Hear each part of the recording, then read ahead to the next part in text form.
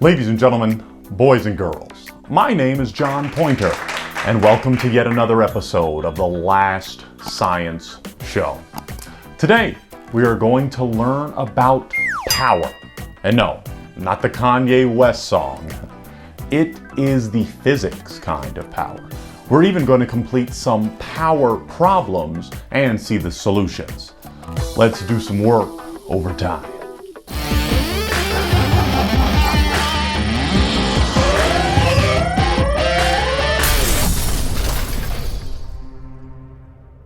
The quantity work has to do with force causing a displacement.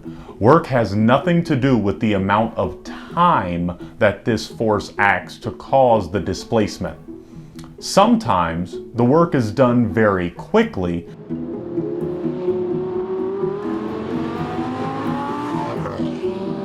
and other times the work is done rather slowly.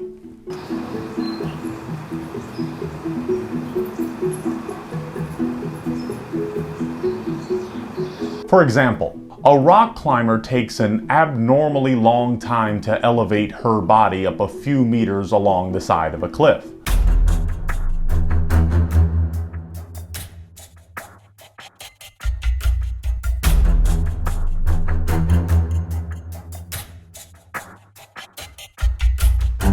On the other hand, a trail hiker who selects the easier path up the mountain might elevate her body a few meters in a short amount of time. They're called Vibram Five Fingers, and your toes fit into little spaces in the shoes, allowing them to move freely with one another. The two people might do the same amount of work, yet the hiker does the work in considerably less time than the rock climber. The quantity that has to do with the rate at which a certain amount of work is done is known as the power. The hiker has a greater power rating than the rock climber. Power is the rate at which work is done. It is the work/time ratio. Mathematically, it is computed using the following equation. Power equals work divided by time, or P equals W divided by T. Power equals work divided by time. Power equals work divided by time. Power equals work divided by time. Power equals work divided by time. The standard metric unit of power is the watt. As is implied by the equation for power, a unit of power is equivalent to a unit of work divided by a unit of time. Thus, a watt is equivalent to a joule divided by a second. For historical reasons, the horsepower is occasionally used to describe the power delivered by a machine. 1 horsepower is equivalent to approximately 750 watts. Most machines are designed and built to do work on objects.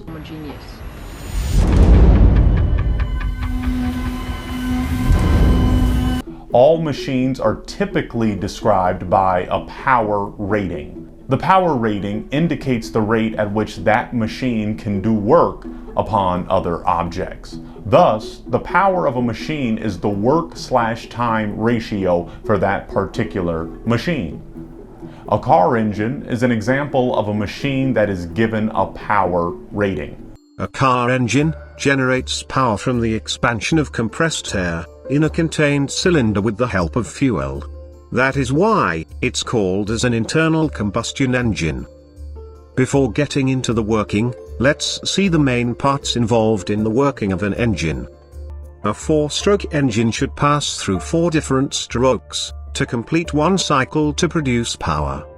At the end of compression stroke, the air-fuel mixture is ignited by the spark plug.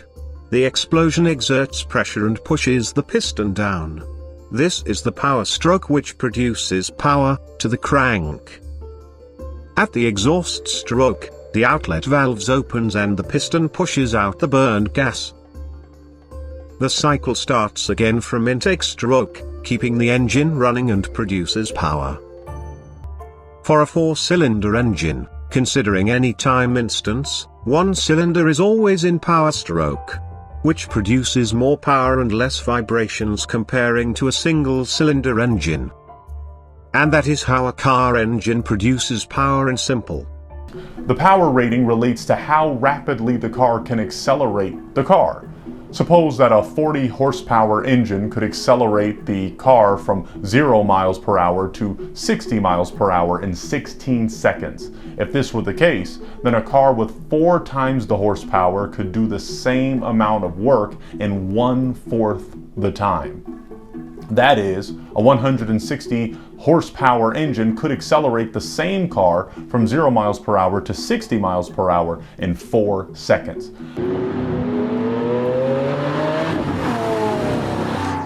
The point is that for the same amount of work, power and time are inversely proportional. The power equation suggests that a more powerful engine can do the same amount of work in less time. A person is also a machine that has a power rating. Some people are more powerful than others. Observe.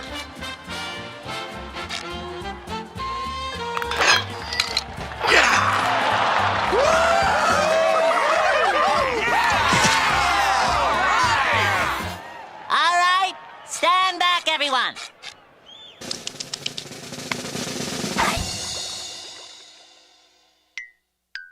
That is, some people are capable of doing the same amount of work in less time, or more work in the same amount of time. A common physics lab involves quickly climbing a flight of stairs and using mass, height, and time information to determine a student's personal power.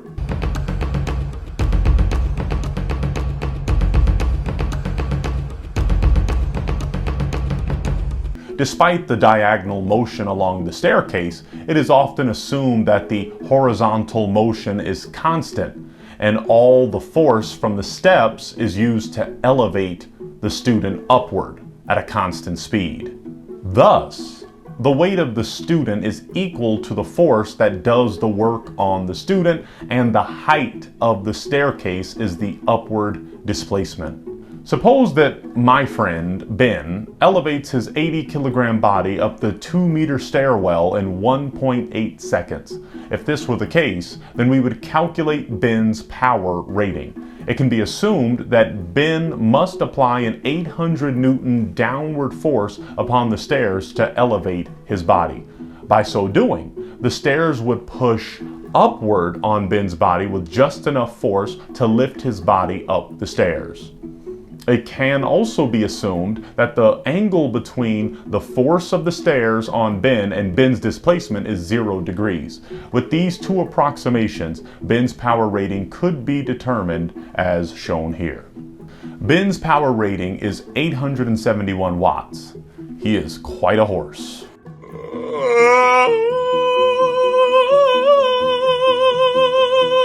The expression for power is work divided by time.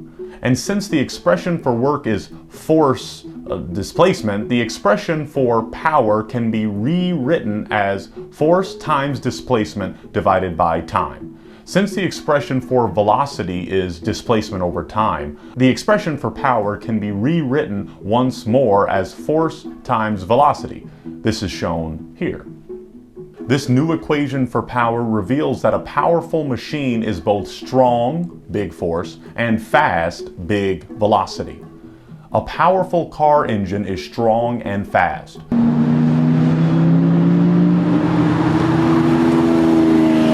A powerful piece of farm equipment is strong and fast.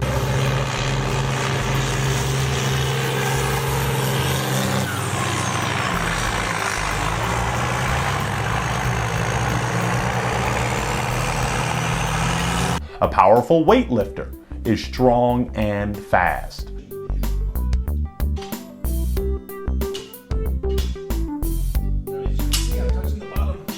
A powerful lineman on a football team is strong and fast. Yeah, that's nice hit, actually. A machine that is strong enough to apply a big force to cause a displacement in a small amount of time, for example, big velocity, is a powerful machine.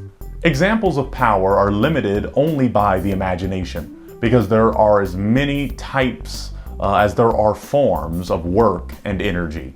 Sunlight reaching Earth's surface carries a maximum power of about 1.3 kilowatts per square meter. Kilowatts per meter squared. A tiny fraction of this is retained by Earth over the long term. Our consumption rate of fossil fuels is far greater than the rate at which they are stored. So it is inevitable that they will be depleted. Power implies that energy is transferred, perhaps changing form. It is never possible to change one form completely into another without losing some of it as thermal energy. For example, a 60-watt incandescent bulb converts only 5 watts of electrical power to light, with 55 watts dissipating into thermal energy. Furthermore, the typical electric power plant converts only 35 to 40% of its fuel into electricity. The remainder becomes a huge amount of thermal energy that must be dispersed as heat transfer, as rapidly as it is created. A coal-fired power plant may produce 1,000 megawatts, but the power plant consumes chemical energy at a rate of about 2,500 megawatts, creating heat transfer to the surroundings at a rate of 1,500 megawatts. We usually have to pay for the energy we use. It is interesting and easy to estimate the cost of energy for an electrical appliance if its power consumption rate and time used are known.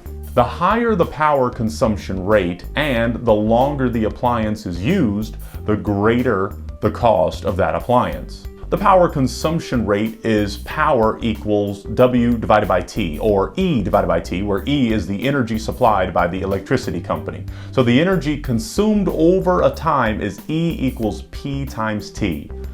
Electricity bills state the energy used in units of kilowatt hours, which is the product of power in kilowatts and time in hours. This unit is convenient because electrical power consumption at the kilowatt level for hours at a time is typical. The motivation to save energy has become more compelling with its ever-increasing price. So you might be wondering to yourself, how can I possibly lower my energy bill? Energy is something that everybody uses, but it can be extremely expensive. Check that out. This is our current energy bill. This is our last energy bill, and as you can see, over a 56% difference. Armed with the knowledge that energy consumed is the product of power and time, you can estimate costs for yourself and make the necessary value judgments about where to save energy. Either power or time must be reduced. It is most cost-effective to limit the use of high-power devices that normally operate for long periods of time, such as water heaters and air conditioners. This would not include relatively high-power devices like toasters because they are on only a few minutes per day.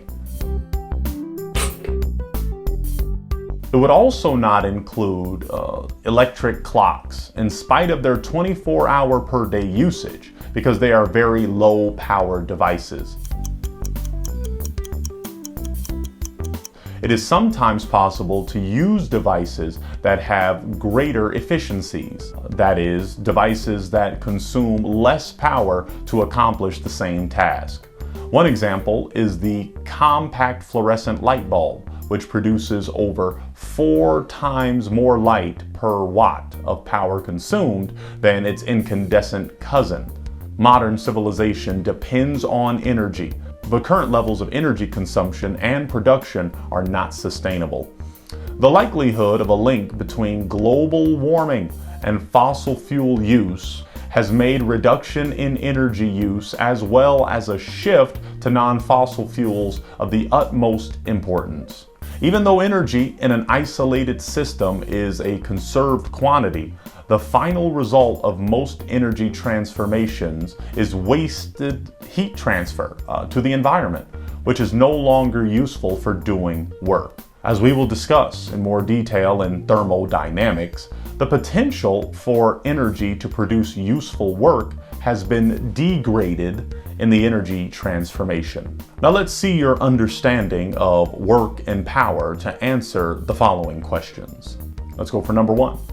Two physics students, Esteban and Brianna, are in the weightlifting room. Esteban lifts the 100-pound barbell over his head 10 times in 1 minute. Brianna lifts the 100-pound barbell over her head 10 times in 10 seconds. First, we'll ask which student does the most work. Then we'll see which student delivers the most power.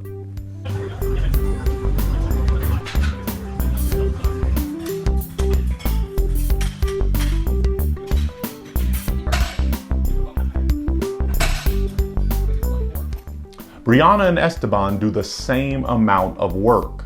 They apply the same force to lift the same barbell in the same distance above their heads.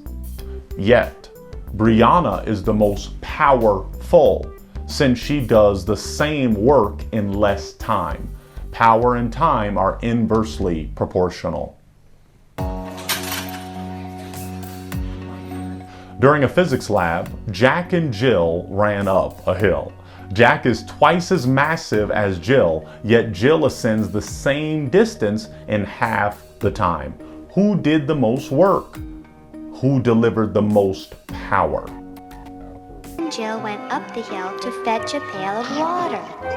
And once they got up, Jack does more work than Jill.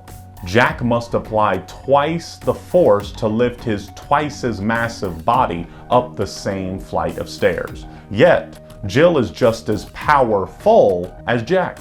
Jill does 1/2 the work, yet does it in 1/2 the time. The reduction in work done compensated for by the reduction in time.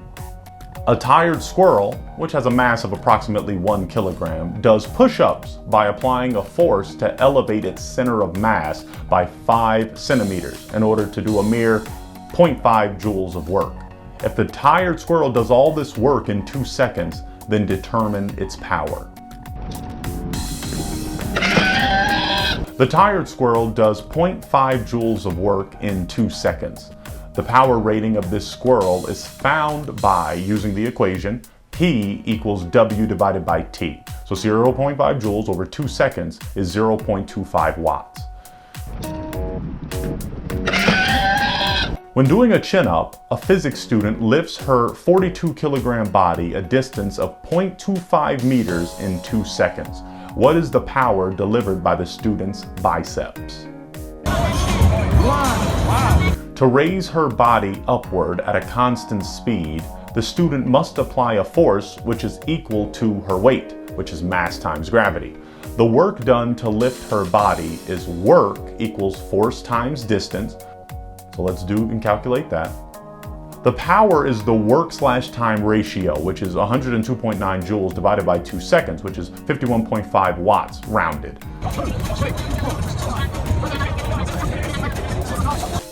An escalator is used to move 20 passengers every minute from the first floor of a department store to the second. The second floor is located 5.2 meters above the first floor. The average passenger's mass is 54.9 kilograms. Determine the power requirement of the escalator in order to move this number of passengers in this amount of time.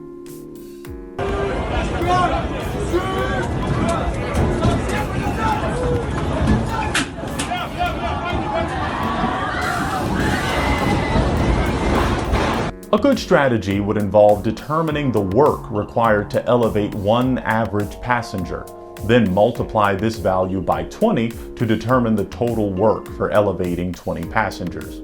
Finally, the power can be determined by dividing this total work value by the time required to do the work. The solution goes as follows. The work of one passenger is force times distance, and then we're plugging that in, so we get 54.9 kilograms times 9.8 meters per second squared, which is the rate of acceleration of gravity. And the work, 20 passengers, the work would be 55,954 joules rounded. So then you have power equals work over time. And if you do that correctly, you'll get the power equals 933 watts. Power equals work divided by time. Power equals work divided by time. Power equals work divided by time. Power equals work divided by time. Well, there we go. We sure learned a lot about power in this very extensive episode of the last science show. Please remember the simple formula. Power equals work divided by time. Now, if you're not familiar with how we were calculating work, why don't you go back and watch the episode on kinetic energy, potential energy. We talked about work, especially in our potential energy video, because the formula for work and the formula for potential energy are extremely similar. And if you are enjoying these videos, please like, share, you could even comment, you could even subscribe, you could even follow us on our social media platforms. Thank you so much once again for tuning into the Last Science Show. So good morning, good afternoon, good evening, and good science.